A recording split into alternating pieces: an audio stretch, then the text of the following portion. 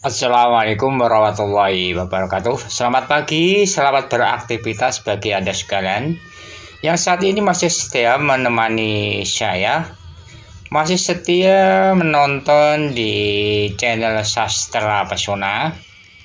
Mudah-mudahan kebaikan Anda diberikan oleh Allah, dibalas oleh Allah kebahagiaan hidup yang bahagia, benar-benar bahagia di dunia dan di akhirat. Matur nuwun banget jenengan sudah bergabung dengan saya dengan channel ini, walaupun pada waktu yang lalu apa yang sampaikan ya namanya manusia kadang-kadang kurang jelas bacanya, kadang-kadang gambar videonya juga kurang bagus, suaranya juga terbata-bata. Mohon maaf, mudah-mudahan Allah memberikan maaf kepada saya lewat Anda sekalian penggemar channel saya ini. Kali ini saya akan membacakan cerpen tulisan Dawam dengan judul Hewan-hewan yang dilaknat.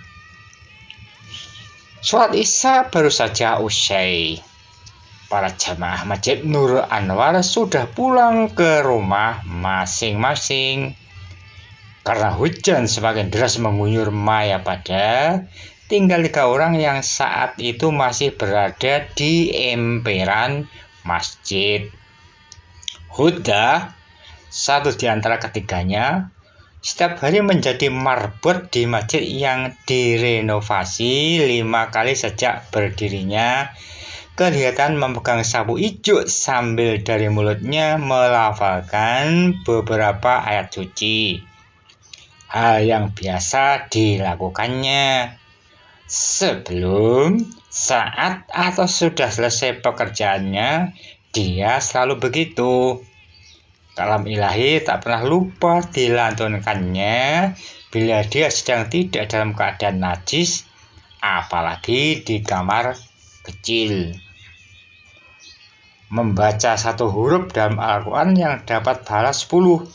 Kalau satu ayat terdiri dari 50 huruf, berarti sudah 500 derajat ganjaran ku dapat.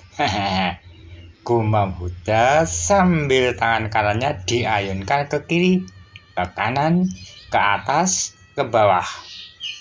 Kotoran cicak yang menempel pada tembok masjid yang awalnya bersih menjadi berlepotan di setiap celah. Tembok berubah kotor, bau, dan tak nyaman dipandang. Udah ingat bahwa membunuh cicak adalah mendatangkan pahala. Setidaknya itu yang dipahaminya selama ini. Makin banyak cicak yang dipateni, makin bertambah pahala terkumpul. Cicak adalah hewan yang dilaknat oleh Allah. Rasulullah sendiri dalam beberapa riwayat hadis selalu menganjurkan umatnya untuk menyelapkan cicak, melenyapkan cicak.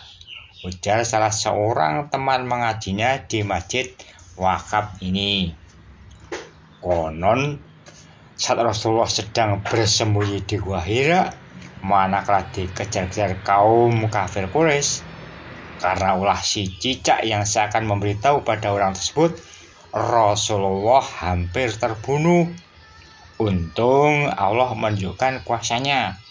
Ketika Rasulullah menyelinap keluar dari gua, tak seorang kafir pun yang mengetahuinya. Itu riwayat yang pernah saya dengar, imbuh seorang jamaah yang lain suatu hari.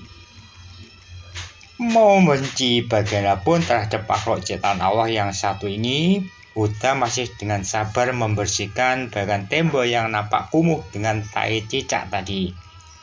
Sekali tai menempel, sangat sulit membuatnya kembali menjadi bersih indah kecuali mengecat ulang beberapa kali. Pagi dicat, siangnya sudah diceroti tai cicak lagi. Tak pernah berhenti, entah hingga kapan. Barangkali sampai kiamat tiba, cicak tetap ada. Setiap ada bangunan baru, Tak lama kemudian pasti ada cicak datang. Di tengah sawah, di tengah hutan yang gong liwang-liwung, pokok ada bangunan, di situ pasti muncul cicak. Saat Huda merasa sangat kurang nyaman dengan keberadaan cicak-cicak, secara mendadak nemplok nyamuk di wajahnya. Karena merasa gatal dengan gigitannya, plak, plak, tangan kanannya menepuk nyamuk tadi.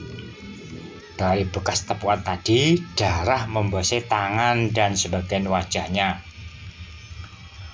Hanya beberapa detik nyamuk menyedot, telah keluar darah yang lumayan banyak. Luar biasa sekali dahsyat makhluk ciptaannya yang satu ini, nyamuk yang dilaknat ini. Huta membatin. Menurut Mbah Kiai Maksum, nyamuk juga termasuk hewan kecil yang disebut-sebut dalam Al-Quran, utamanya surat Al-Baqarah. Ayat berapa? Aku lupa. Sambung laki-laki satu orang anak ini hasil nikahnya dengan Sudarwati, wanita tak satu desa dengannya. Seingatnya, dalam bagian ayat itu juga diserahkan bahwa orang beriman pasti mengatakan nyamuk ini sebagian dari ciptaan Allah. Tidak boleh mengumpat terhadap apapun makhluk ciptaannya. Bila mencela, itu sama artinya dengan mengecilkan kebesaran Gusti Allah itu sendiri. Itulah orang yang akan menerima siksa di akhirat kelak, sebab telah menjadi manusia yang ingkar. Dalam istilah bahasa agamanya, kafir. Padahal sangat gamblang.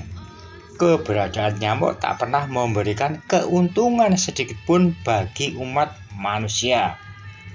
Nyamuk hanya mengundang kesusahan, mendatangkan malapetaka, karena menjadi salah satu penyebab penyakit berbahaya yang mematikan, seperti demam berdarah dengue, malaria, dan sebagainya.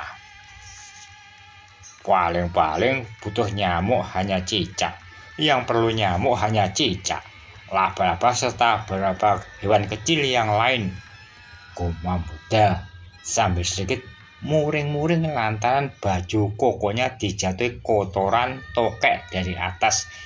Baunya lebih dahsyat dibanding tai cicak. Ukurannya juga lebih gede lagi. Kalau aku tak sadar tentang dosanya orang mencela makhluknya, aku pasti sudah mendiamprat hewan laknat ini. Imbu Huda dengan wajah yang bersungut-sungut. Untaian malam terus merangkak pada detak waktu ke depan. Tanpa terasa, jam dinding masjid telah melewati angka 10. Huda, Rohim, Aziz segera mengayuh sepedanya meninggalkan halaman masjid yang makin sepi. Tak ada remaja, apalagi anak-anak usia SD yang tidur di situ. Beda dengan beberapa tahun lalu, anak-anak muda kalau tidak tidur di masjid dianggap sebagai remaja yang kurang paham dengan agamanya. Sebab tidur di masjid dijamin pahala akan jauh lebih banyak. Sebagian penyebabnya adalah sholat subuh pasti tidak akan ketinggalan. Siapa yang sholat subuh di masjid, ganjarannya sama dengan ibadah satu malam. Sholat isya berjamaah di masjid, pahalanya sama dengan ibadah setengah malam. Mas, sampan sabar ya, ujar Sudarwati. Begitu dia masuk teras rumah, sepeda butut telah tersandar pada sisi tembok sebelah barat. Memang kenapa, Dik? Persediaan makan malam yang telah kutata di meja nyaris habis, Mas, sambung istrinya.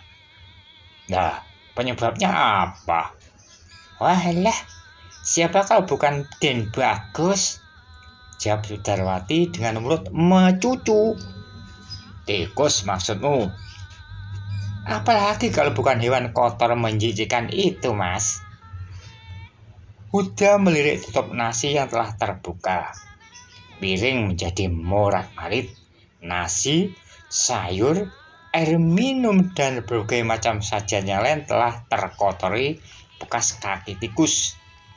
Tai tikus juga kelihatan menyebar hampir sebagian besar sisi meja. Bau pesing menyebar di mana-mana. Huda mengumpat lirih. Ini memang ulah hewan yang cerdik sekaligus dilaknat.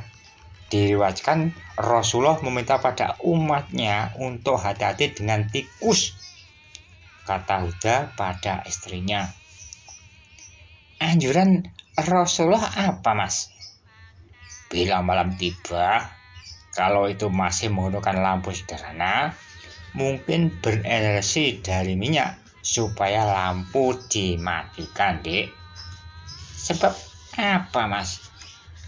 Bila lampu dilabrak tikus, minyaknya tumpah, api akan membakar apa yang di dekatnya. Semua akan bisa terbakar. Bukan mustahil rumah pun dan semua isinya ikut terbang dimakan api gitu, Dek. Oh ya, benar juga. Lalu apa, Mas? Tikus adalah penyebab munculnya banyak penyakit berbahaya. Orang tua kita dulu menyebutnya penyakit pes. Istilah sekarang apa? Aku kurang paham. Orang yang terserang penyakit pes ini bisa kejang-kejang dan kadang juga menemui ajal, Dek. Mulai besok pagi, semua pojok rumah yang biasa dilewati tikus akan kututup dan kuberi lem yang akan membuatnya tak bisa bergerak kena lekatan lem. Mengapa tidak diracun saja, Mas? Saran istrinya. Kalau diracun, tikus akan mati di sembarang tempat. Bangkainya pasti menebarkan bau tak sedap. Bangkai tikus juga bisa menumbuh suburkan berbagai macam penyakit, Dek. Sambung lagi potolan sebuah pondok pesantren besar di Jombang tadi. Mudah-mudahan usaha kita berhasil ya, Mas, kata istrinya lirih sambil pergi ke bagian belakang dapur. Huda hanya diam sejurus sambil kelopak matanya menerobos kegelapan malam yang mulai turun hujan lagi. Sesekali terdengar guntur menggelegar seakan hendak meruntuhkan langit, menenggelamkan bumi seisinya ini. Kilat menyambar-nyambar kian kemari, membuat semua penghuni jagat ini tenggelam kesenduan teramat dalam. Bila berhadapan dengan kehendak dan kekuasaan Allah, manusia akan merasa kerdil, tak bisa berbuat apa-apa tanpa izin darinya. Ya Allah, COVID-19 belum juga berakhir 100%. Masih ada kasus di sana-sini. Tolong jangan tambahi kami dengan cobaan, musibah serta siksamu yang lebih berat, ya Allah. Doa lirih keluar dari rongga mulut Huda yang diamini sang istri tercinta. Bahkan mengamininya berulang kali sambil tangannya menengadah ke arah langit. Sekian apa yang bisa saya sampaikan, saya bacakan untuk Anda sekalian. Mudah-mudahan Anda tidak merasa bosan dengan sajian ini. Walaupun sekali lagi mungkin kurang jelas bacanya, membaca pun kadang-kadang berulang-ulang. Sekian dari saya, mudah-mudahan Allah paling barokah. Matur nuwun, jangan lupa like, tonton, subscribe, dan sebagainya di channel ini. Sekian sekali lagi, matur nuwun. Alhamdulillah, jazakumullah khairan. Wassalamualaikum warahmatullahi wabarakatuh. Nuhun.